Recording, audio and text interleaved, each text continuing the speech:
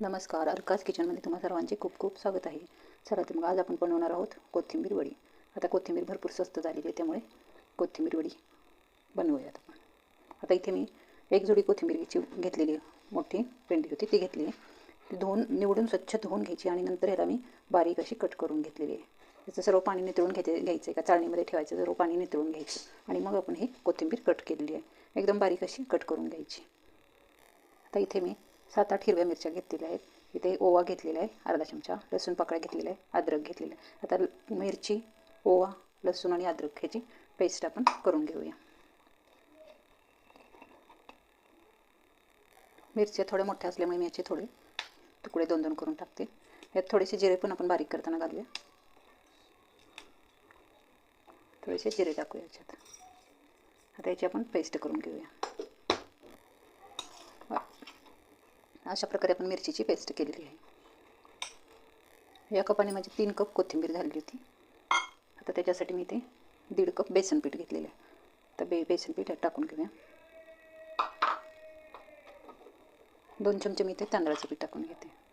तांदळाच्या पिठामुळे काय आपली वडी खुसखुशीत होते. इथे याच्यामध्ये आपण थोडीशी हळद टाकून घेऊया.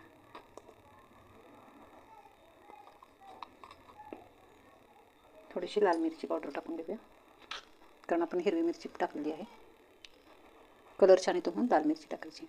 चवीनुसार आपण याच्यामध्ये थोडंसं मीठ टाकून घेऊ चवीनुसार. ते धना पावडर घेतलेली 1 चमचा, ती टाकून घेऊ. धना पावडरमुळे आपल्या कोथिंबीर वडीला टेस्ट छान येते. 1 ते 1.5 चमचा, छोटा चमचा असल्यामुळे मी 1.5 चमचा टाकलेली. आपण वाटण केलेले ते टाकून घेऊया थोडंसं.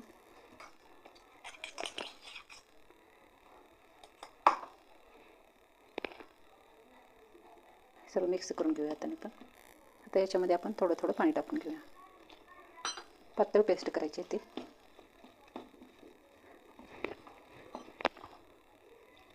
1.5 कप मी इथे बेसन पीठ घेतलेले आणि 2 चमचे आपण तांदळाचं पीठ टाकलेलं. एकदम पातळ असं ह्याच्या सर्व गुठळ्या मोडून घ्यायच्या. एकदम पातळ करायचं. अशा प्रकारे आपण आता ह्याला मिक्स करून घेऊया.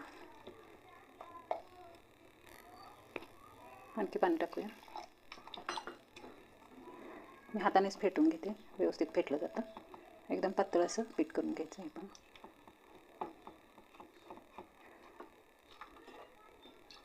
इथे आपण 1.5 कप बेसन पीठ घेतलेलं आहे आणि 2 कप तांदळाचं पीठ घेतलेलं आहे. त्यामुळे मी ते 2 कपला थोडंसं पाणी कमी आहे टाकून घेतलेलं आहे.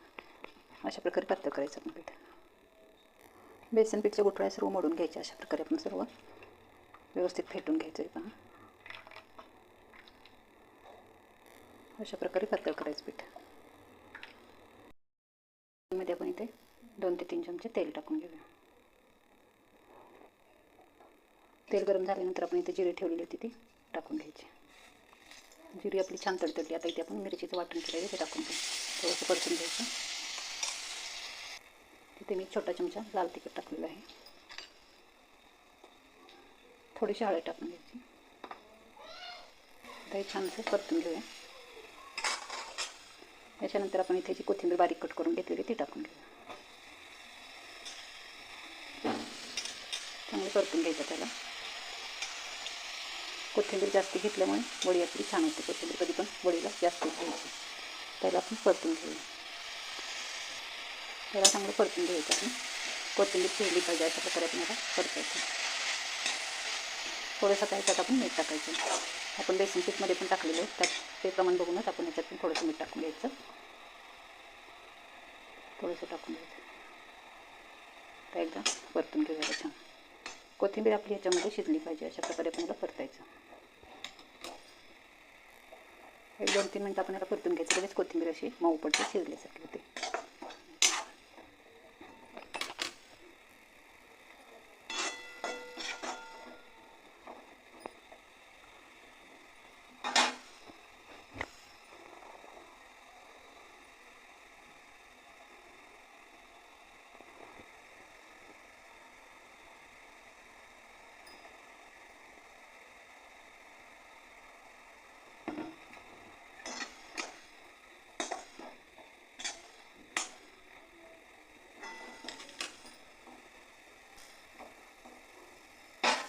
आता याच्यामध्ये मी इथे पांढरे तेल टाकून घेते.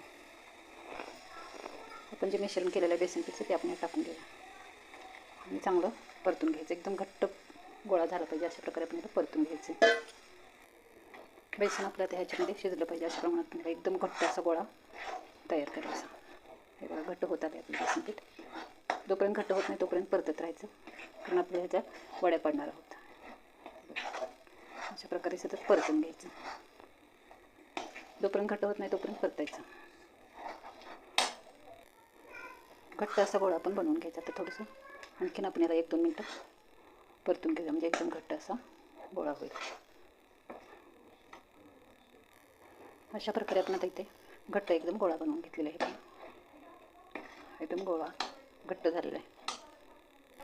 आता इथे ताटाला मी थोडंसं तेल लावून घेते, म्हणजे आपल्या वड्या व्यवस्थित निघतात. संपूर्ण ताटाला फिरवून घ्यायची.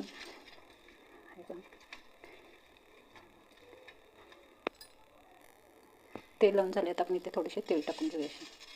नंतर आपण जे मिश्रण बनवलेलं आहे ते ह्याच्यावर टाकून घ्यायचं, थापून घ्यायचं व्यवस्थित. तिला सर्व बाजून पसरून टाकायचे ते, म्हणजे वड्या आपल्या दिसायला पण छान दिसतात. आता हे आपलं मिश्रण ह्याच्यात टाकून घेऊया, व्यवस्थित पसरून घ्यायचं. सर्व मिश्रण आता ह्याच्यात टाकून घेते ताटात. अशा प्रकारे आपण आता हे ताटात सर्व पसरून घ्यायचं. हाताने पसरवा किंवा वाटीला थोडं तेल लावायचं आणि पसरून घ्यायचं. अशा प्रकारे पण ह्याला थंड होईपर्यंत ठेवायचं असं. वरून थोडे आपण तेल टाकूया आणखी. ह्याला असं दाबून घ्यायचं, म्हणजे तेल आपले व्यवस्थित चिटकले जातात. आता ह्याला थंड होईपर्यंत ठेवायचं. नंतर ह्याच्या आपण वड्या कापणार आहोत. वड्या पाडून घेऊया. अशा प्रकारे आपण ह्या वड्या पाडून घ्यायच्या. चौकोनी आकार करून देणार आहे ह्याला.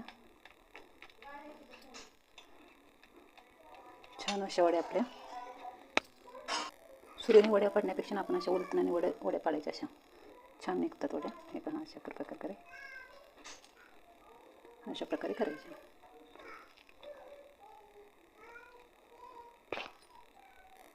आपण कोथिंबीरमध्ये फक्त बेसन पीठ जरी घातलं तरी वड्या छान होतात. तांदळाचं पीठ नाही घातलं तरी पण चालतं.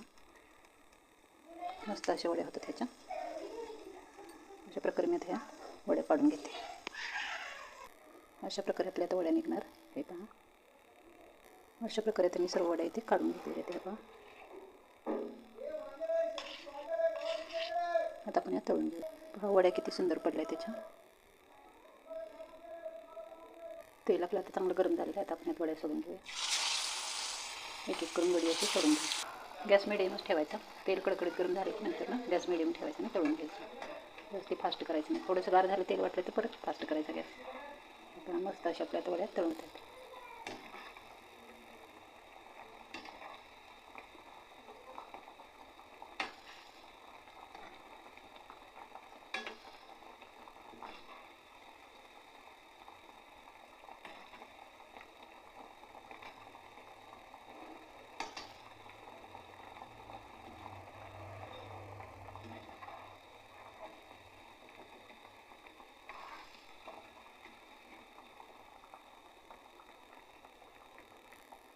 अशा प्रकारे मी इथे सर्व वड्या तळून घेते.